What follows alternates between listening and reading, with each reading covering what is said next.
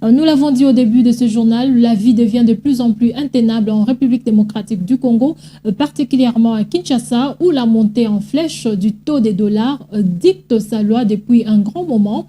Le lourd tribut est payé par les populations à faible revenu. Illustration dans le marché Kalembelembe, dans la commune de Lingwala, où se sont rendus nos reporters Ben Kongolo, Grace Kidinga et Glody Maïva. C'est ces reportages. Au cœur du marché Kalembelembe, nous rencontrons Miradi. Cette mère de 3 enfants qui vient de faire ses achats ne sait plus survenir correctement aux besoins alimentaires de son foyer, la faute à la dépréciation du franc congolais face au dollar américain. Actuellement, la quantité de sucre de 500 n'existe plus. Les sucres se négocient maintenant à 1000 francs. Les laits qu'on fabrique ici dans notre pays se vendent à 500 francs ou à 400 francs au lieu de 200 francs. Si tu as 5000 francs avec 5 enfants, tu ne pourras pas prendre le petit déjeuner. Le prix du pain a varié de 200 francs à 500 francs.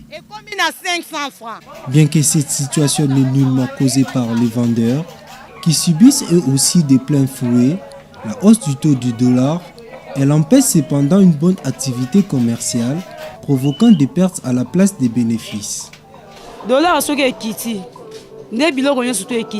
Si les dollars baissaient, les prix vont chuter. Comme le taux du dollar augmente, le prix des articles hausse en retour. Donc, nous vivons difficilement.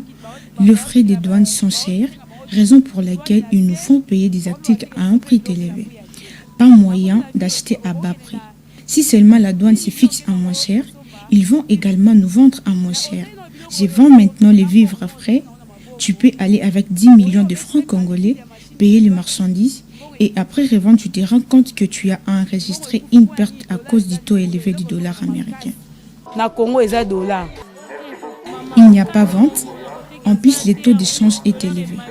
La pâte d'arachide qui se vendait à 1000 francs se vend maintenant à 2000 francs. Les clients se plaignent, la vente est difficile.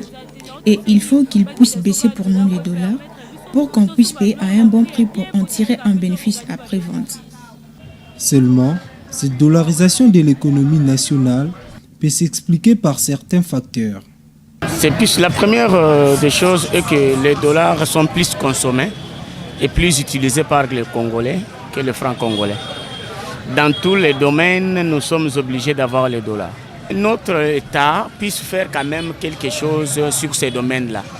S'il oblige que nous payions nos loyers en francs congolais, l'hôpital en francs congolais, je pense que ça peut stabiliser quelque chose.